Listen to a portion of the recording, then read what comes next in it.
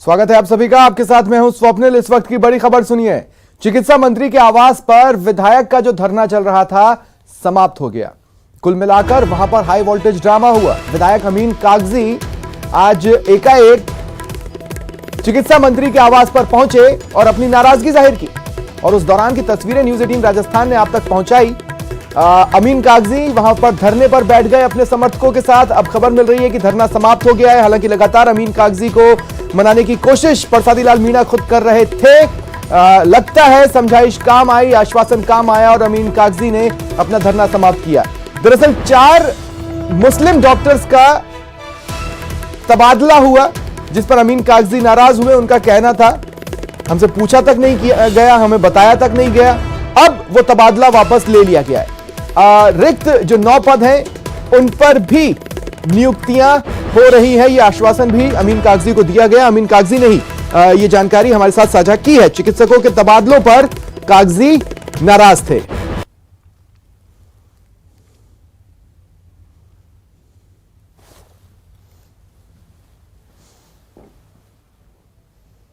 जी ने कल 2 बजे लिस्ट दी थी हमारे यहाँ क्या था कि 315 पीजी करके डॉक्टर आए और उनको वहाँ लगाया जहाँ वैकेंट या जीरो सर्विस है डॉक्टर की। जैसलमेर, बाड़मेर, जहाँ भी जीरो सर्विस थी, और तो निश्चित रूप से उसमें 2-3 डॉक्टर इनके भी लग गए बाहर। तो जिनकी डिजायर आए उनको पहले एडजस्ट कर दिया। कल 2 बजे लिस्ट दी और लिस्ट आज हमने इनके अप्रूव करके निकाल दी। भाई जो लिस्ट दी इन्होंने कल 2 बजे हमको दी थी, उसको अप्रूव करके आज निकाल दी।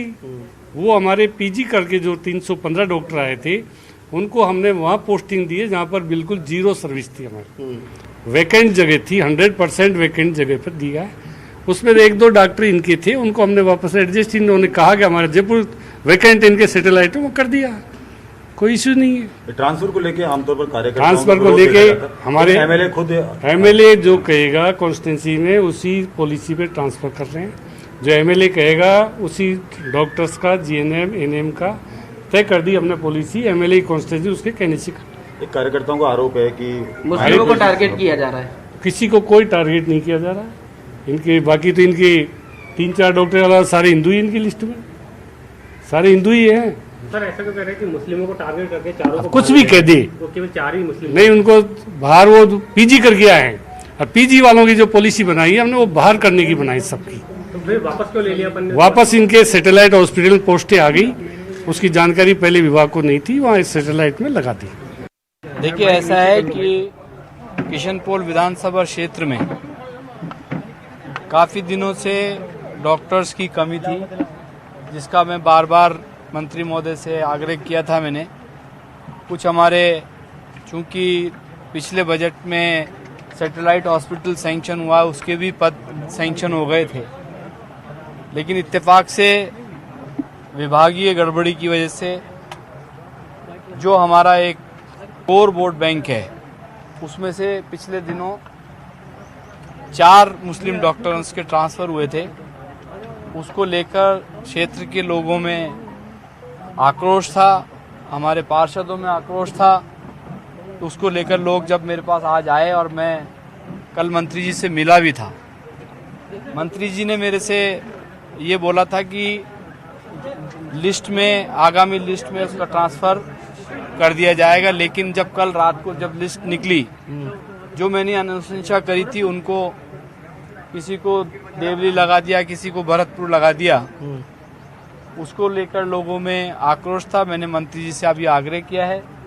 मंत्री जी ने मेरे विधानसभा क्षेत्र में जो 13 पद डॉक्टर्स के खाली चले आ रहे थे, उन 13 पदों पे सारे पद भर दिए हैं। और कुछ first grade, second grade nursing staff, ANM खाली थे, उन सारे पदों को भी आज मंत्री जी ने भर दिए हैं और उसके ऑर्डर्स अभी थोड़ी देर में हमें मिलने वाले हैं। और सीधा चलते हैं उस जगह पर जहां पर ये धरना, ये पूरा हाई वोल्टेज ड्रामा हुआ। सहयोगी सौरभ गृहस्थी आपको टीवी स्क्रीन पर नजर आ रहे हैं, वहां से मेरे साथ जुड़ रहे हैं। सौरभ, 36 कौमों को साथ लेकर चलने का दावा करने वाले अपनों को साथ लेकर चलने में हाफते दिखे, लेकिन अंत भला तो सब भला।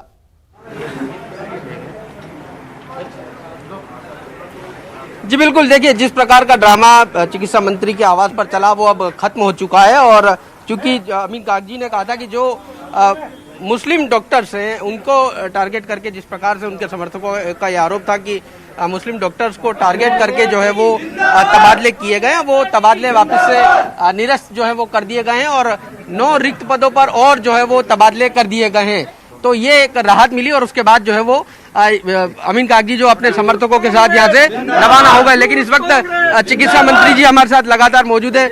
चिकित्सा मंत्री जी, जिस प्रकार से ये पूरा घटनाक्रम हुआ है, कहा जा सकता है ये इस प्रकार का वाकया नहीं होना चाहिए था? वाकया कुछ भी नहीं है, एमएलए साहब के काम थे, कर दिए, वाकया क्या है? नहीं, लेकिन जिस प्रकार के आरोप लगे कि मुस्लिमों को टारगेट करके, अगर तबादला नीति नहीं आएंगी तो इस तरह के एपिसोड्स और भी हो सकते हैं। मुस्लिमों सबको बाहर लगाया हमने, एमएलए साहब के नई पोस्ट आ गई तो वहाँ सेट कर दिया, हमको कहाँ दिक्कत है। आपने कहा ये पॉलिसी के आधार पर तबादले आपने किए, लेकिन फिर इस प्रकार का विरोध होना क्या कितना जायज मानते हैं आप? थी ना जगह, सेटेलाइट वैकेंट थी, विभाग को जानकारी नहीं थी, उन्होंने बताया वैकेंट है, लगा दी। लेकिन जिस प्रकार से विधायक साहब का यहाँ पर आके अपने समर्थकों के साथ धरना दे देना, वो आपसे बातचीत करके भी करवा सकते थे। ये विधायक का अधिकार है, धरना देते कोई बात नहीं, अधिकार है विधायक का, इसमें क्या बात है? वे कार्यकर्ताओं ने दबाया होगा तो आ गया होगा, विधायक में क्या बुराई? मुस्लिम हिंदू जैसी कोई बात नहीं यहाँ पर। हिंदू मुस्लिम का आधार पे कोई ट्रांसफर नहीं होता है। जहाँ हिंदू है वहाँ उनकी लिस्ट में भी 3-4 मुस्लिम के अलावा सारे हिंदू है। कल 2 बजे लिस्ट दे के गए, आज निकाल दी, कहाँ दिक्कत है उसमें? बहुत बहुत धन्यवाद। तो देखिए ये चिकित्सा मंत्री जिनका साफ तौर पर कहना था कि बस थैंक यू सर, जिस प्रकार से उनका ये कहना था कि यहाँ पर जो उन्होंने मांग रखी थी वो मांग जो है वो पूरी कर दी गई है, क्योंकि उनके क्षेत्र में पोस्ट जो है वो वैकेंट थी, इस लिहाज से जो है वो वहाँ पर चारों जो तबादले किए गए थे उन्हें निरस्त जो है वो कर दिया गया है। साथ ही रिक्त जो 9 पद थे उस पर भी जो है वो पोस्टिंग जो है वो कर दी गई है। तो ये तमाम पूरे घटनाक्रम से पब्लिक के बीच में जो परसेप्शन गया है सौरभ, वो इस बात को लेकर गया है कि अपने ही आपस में कम्युनिकेट नहीं कर रहे हैं। हाँ, जैसा कि जो विपक्ष आरोप लगाता रहा है, गुलाबचंद कटारिया ने एक्सक्लूसिवली हमसे बातचीत में ये कहा कि सरकार अंदर खाने ही बटी हुई है, कोई किसी की नहीं सुन रहा। वो एक तरह से सबके सामने आया है। जी बिल्कुल, देखिए ये अंदर खाने बातचीत हुई भी है, क्योंकि बताया जा रहा है कि कल 2 बजे ही अमीन कागजी ने लिस्ट दी थी और उसके बाद इस प्रकार का पूरा वाकया होना ये अपने आप में ठीक नहीं है। इतनी जल्दी भी जो है वो नहीं करनी चाहिए थी। कोई बात अगर थी भी तो उसे पहले बताना चाहिए था, उसके बाद जो है वो इस प्रकार का जो है पूरा घटनाक्रम जो है वो होना चाहिए था। लेकिन क्योंकि जिस प्रकार से चिकित्सा मंत्री का कहना है कि विधायक पर प्रेशर होता है, उनके क्षेत्र के विधायकों लोगों का जो है उन पर प्रेशर होगा, इस लिहाज से वो यहाँ पर पहुँचे। लेकिन पोस्ट वैकेंट थी, इस लिहाज से वापस से जो है वो तबादले कर दिए गए और जो पीजी डॉक्टर्स हैं उनकी जो है वो रिक्त पदों पर पोस्टिंग जो है वो की गई है। उसी आधार पर पॉलिसी बनाई थी कि बाहर जो है वो उनकी पोस्टिंग दी जाएगी। तो जो यहाँ पर पूरा घटनाक्रम हुआ, अब चूंकि ये मामला अब समाप्त होता हुआ नजर आ रहा है, लेकिन विभाग के मंत्री अगर ये कह दें कि इस संबंध में विभाग के अधिकारियों को जानकारी नहीं थी, ये मोटे तौर पर तो सौरभ यही बताता है कि ब्यूरोक्रेसी काम को लेकर कितना इंटरेस्टेड है।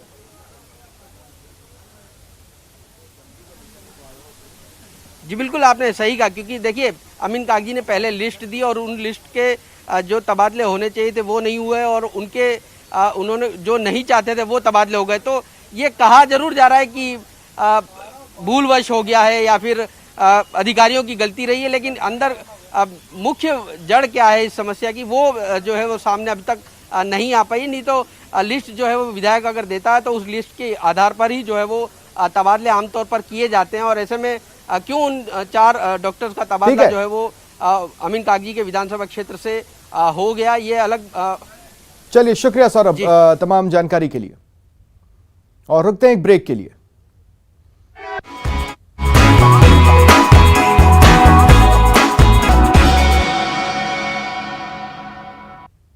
ब्रेक के बाद स्वागत है आप सभी का। पुणे में शिवसेना विधायक तानाजी सावंत के कार्यालय में कार्यकर्ताओं ने जमकर तोड़फोड़ की। इसके अलावा उनकी दुकानों में भी तोड़फोड़ की गई है। उनके ऑफिस, दुकानों की दीवारों पर शिव सैनिकों ने गद्दार भी लिखा है। बता दें, तानाजी सावंत एकनाथ शिंदे के साथ गुवाहाटी में है।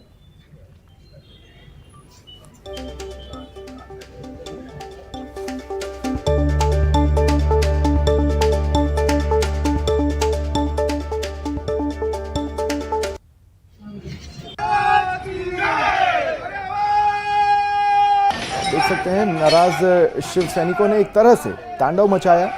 अपनी ही पार्टी के एक विधायक जो कि अब बागी तेवर दिखला रहे हैं, उनके दुकान में जिस वक्त तोड़फोड़ की उस वक्त की तस्वीरें आप अपने टीवी स्क्रीन पर देख पा रहे हैं। तानाजी सावंत का कार्यालय और उनकी दुकान जो शिव सैनिकों के निशाने पर रही। यहाँ की दीवारों पर शिव सैनिकों ने गद्दार भी लिखा। वो क्या महसूस कर रहे हैं इस पूरे घटनाक्रम को लेकर, वो एक तरह से इन तस्वीरों में सामने आया।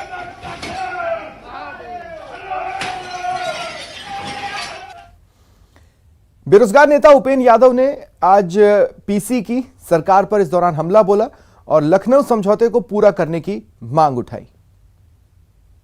2 करोड़ 19 लाख उनका ब्याज कितना वो आवेदन शुल्क है और 2017 में उस भर्ती को रद्द कर दिया गया।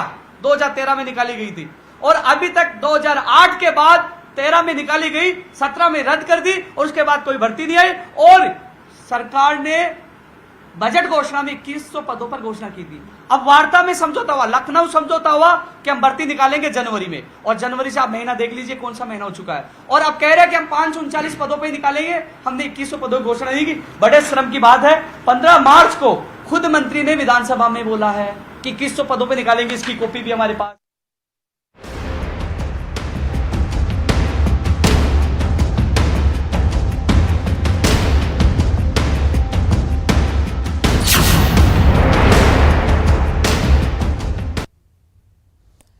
बिन पानी नहीं है जिंदगानी, बिन पानी सब सून। राजस्थान जैसे प्रदेश में जिसकी पहचान ही कम पानी वाले प्रदेश की हो, वहां पानी इतना अनमोल हो जाता है कि इसकी एक एक बूंद के लिए जंग छिड़ सकती है।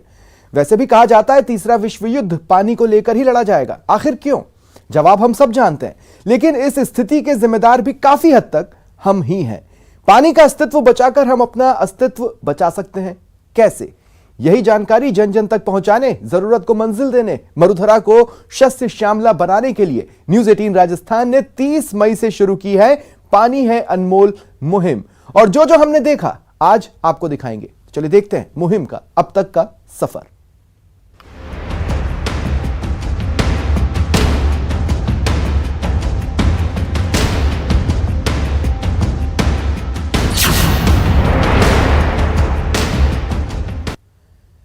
पानी के बिना धरती पर जीवन की कल्पना भी नहीं की जा सकती, इसलिए जल को जीवन कहा गया है। लेकिन बूंदी के मोहनपुरा गांव में पानी लोगों की सेहत में सेंध लगा रहा है, उन्हें बीमार बना रहा है।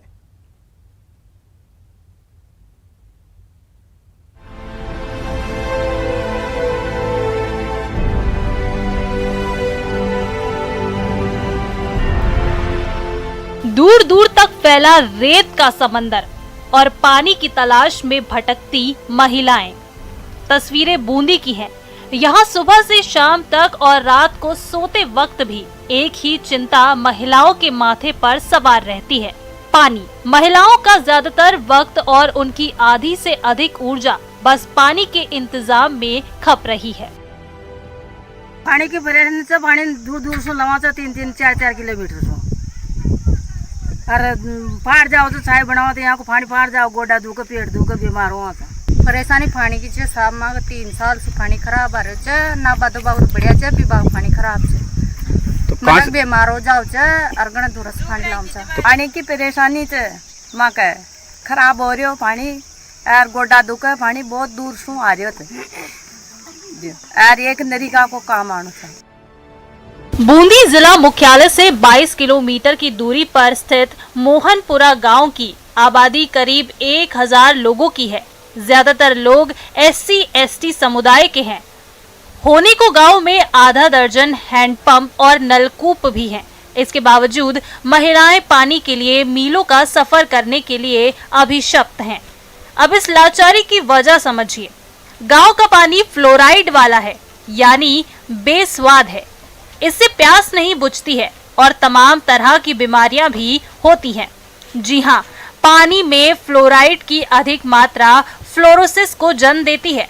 इसका असर दांतों और हड्डियों पर पड़ता है। अधिक फ्लोराइड गर्दन, पीठ, कंधे और घुटनों के जोड़ों और हड्डियों को प्रभावित करता है। इससे कैंसर, स्मरण शक्ति कमजोर होना, गुर्दे की बीमारी और बांझपन जैसी समस्या हो सकती है। गांव में रहने वाले जो लोग 3 किलोमीटर दूर से पानी लाने में सक्षम नहीं होते, उन्हें मजबूरी में फ्लोराइड वाला पानी पीना पड़ता है। कई बीमारियों का शिकार होना पड़ता है। दिन भर माता बहनें इसी पानी में लगी रहती हैं, जब भी जब भी चालू हो जाती हैं। तो अधिकारी को ध्यान नहीं दे रहे? अधिकारी हमने पंचायत में कर दिया, चौपाल में ही बता दिया, और हम कल कलेक्टर साहब के पास जाके वहाँ भी ज्ञापन दे के आए हैं, तो कोई ध्यान नहीं दिया? कोई ध्यान नहीं दिया। ग्रामीणों का दावा है कि उन्होंने हर जिम्मेदार के दरवाजे पर दस्तक दी, लेकिन किसी ने उनकी गुहार पर गौर फरमाना मुनासिब नहीं समझा। न्यूज़ 18 राजस्थान ने जब जलदाय विभाग के अधीक्षण अभियंता और जिला कलेक्टर तक ग्रामीणों की गुहार पहुंचाई, तो दोनों ने अपने अपने स्तर पर समस्या के समाधान का भरोसा दिया। गर्दा बांध से जो है इसको पानी सप्लाई किया जाएगा, उसमें 1-1.5 साल में इनको हर घर में नल का कनेक्शन हो जाएगा। उससे पहले जो है 3 या 4 टैंकर शुरू करने के लिए मैंने कह दिया है। सरकार में बैठे हाकिमों का एक काम होने का, समस्या के समाधान का आश्वासन देना भी है, जिसे इन जिम्मेदारों ने बखूबी अंजाम दिया। उम्मीद कीजिए कि जिम्मेदार की जुबान से निकला आश्वासन धरातल पर आकार ले और बूंदी के मोहनपुरा के बाशिंदों को साफ सुथरा पीने लायक पानी नसीब हो। न्यूज़ 18 राजस्थान के लिए बूंदी से चैन सिंह तंवर की रिपोर्ट। कोचिंग सिटी के बाशिंदे जल संकट की मार झेल रहे हैं। कहीं पानी नहीं आ रहा तो कहीं बहुत गंदा पानी आ रहा है। जनता परेशान है और जिम्मेदार अनजान।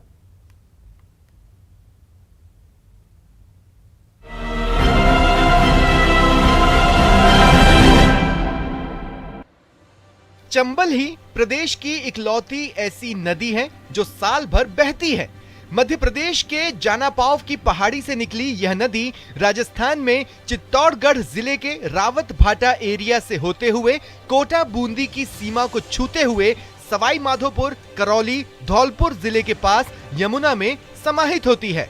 लेकिन अफसोस, सदा नीरा नदी के बावजूद कोटा की एक बड़ी आबादी पानी की जबरदस्त किल्लत झेलने को मजबूर है। पानी की यहाँ बहुत बड़ी किल्लत है। हर साल गर्मी आती है और पानी के टैंकर लगाए जाते हैं, पर मैं प्रशासन से कहना चाहता हूँ कि हर बार गर्मी में टैंकर लगाए जाते हैं तो इसका स्थायी समाधान क्यों नहीं करते। पानी की किल्लत झेल रहे लोग आए दिन प्रदर्शन करते हैं, सड़क जाम करते हैं, जलदाय विभाग के खिलाफ नारे लगाते हैं और समस्या का समाधान नहीं होने पर जलदाय विभाग के ऑफिस पर ताला जड़ने और अधिकारियों को नहीं बैठने देने की चेतावनी देते हैं। हम तो यूँ चाहते हैं कि भाई स्थायी समाधान हो, और कई बार सरकार को अवगत करवाया, कलेक्टर जी को अवगत करवाया, अधिकारियों को अवगत करवाया, पर कहीं भी सही तरीके से रिस्पॉन्स। कोटा शहर के कई इलाकों में पानी की आपूर्ति बुरी तरह गड़बड़ाई हुई है। रावत भाटा रोड, बोरावास, आवली, रोजड़ी, नया गांव, दौलतगंज में हाल बेहाल है। भीषण गर्मी में भी लोगों को पानी के लिए तरसना पड़ रहा है। कई इलाकों में कम दबाव से पानी की सप्लाई की जा रही है तो कई जगह पानी की सप्लाई ही नहीं हो रही, जिसके चलते टैंकर से पानी की सप्लाई करवानी पड़ रही है, जो ऊंट के मुंह में जीरा साबित हो रहा है। पानी की बहुत ज्यादा परेशानी है। साल भर ही कहे 8 साल हो गया, 8 साल से पानी ना आ रही है, ना तो बोरिंग आस पास में मांग खा जाऊँ मैं पीबा को। एक टैंक आओ जाए, एक टैंक में पूरा ना पड़े, खाता पाँच पर पानी के लिए। टैंकर के अलावा और क्या पानी आने कोई सुविधा नहीं है पानी की। टैंकर के अलावा 4 दिन में 2 दिन में आता है टैंकर, जिसमें भी लल्लड़ सब वो हो जाते हैं पानी का। यहाँ 50,000 की आबादी वाले ये 2 वार्ड है जो नगर निगम कोटा दक्षिण के क्षेत्र में आते हैं। यहाँ के जो पार्षद है उनसे बातचीत करते हैं और जानते हैं, आपसे जानना चाहते हैं पानी की क्या सिचुएशन है, उनको लेकर आप लगातार आंदोलन भी करते रहते हैं। पानी की यहाँ बहुत बड़ी किल्लत है। हर साल गर्मी आती है और पानी के टैंकर लगाए जाते हैं, पर मैं प्रशासन से कहना चाहता हूँ कि हर बार गर्मी में टैंकर लगाए जाते हैं तो इसका स्थायी समाधान क्यों नहीं। स्थानीय लोग कोटा से यूडीएच मंत्री शांति धारीवाल पर भी आरोप लगा रहे हैं। कहा जा रहा है कि उनके निर्देश पर कोटा दक्षिण की जनता से भेदभाव किया जा रहा है। हर बार गर्मी में टैंकर लगाए जाते हैं तो इसका स्थायी समाधान क्यों नहीं करते। जब तक इसका स्थायी समाधान नहीं होगा यहाँ की भेदभाव करने वाले अधिकारियों के खिलाफ कार्रवाई की मांग जोर पकड़ रही है। यूडीएच मंत्री से चौराहों को सजाना छोड़ बुनियादी सुविधाओं पर ध्यान देने की अपील कर रहे हैं।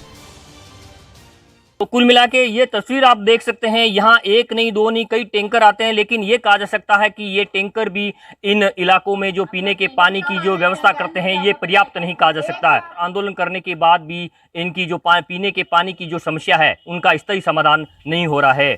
कोटा से न्यूज़ 18 राजस्थान के लिए ओम प्रकाश मारू। 20 साल से पाली शहर पानी की गंभीर किल्लत से जूझ रहा है।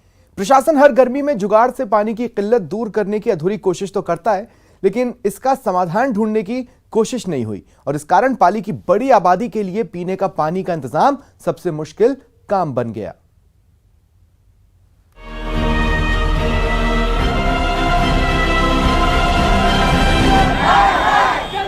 जानवरों की पानी में समस्या है। पानी मतलब पानी आवे टैंकर कणी नवे जो बजे पिए ने कणी खेले खाली वे जाए ने बजे हमें समस्या ही है पानी। तो हमारे पाली में पानी का गंभीर संकट। वाटर ट्रेन से पहुंच रहा पानी 10 दिन में मिलता है पीने का पानी। पाली जिले में पानी की समस्या के सुधरने के आसार नहीं दिख रहे। पाली विधानसभा क्षेत्र के रोहट के हालात इतने खराब हैं कि लोगों को अपनी प्यास बुझाने के लिए पशुओं की खेली से पानी लेना पड़ रहा है।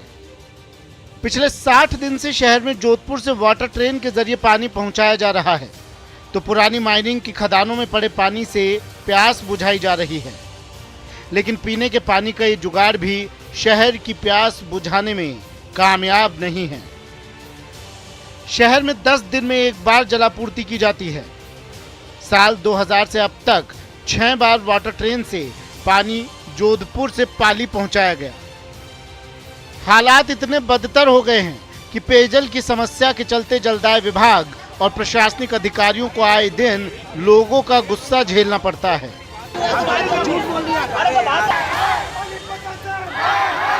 पिछले 1 महीने में स्थानीय लोगों ने पानी की किल्लत को लेकर दर्जनों बार सड़क जाम की।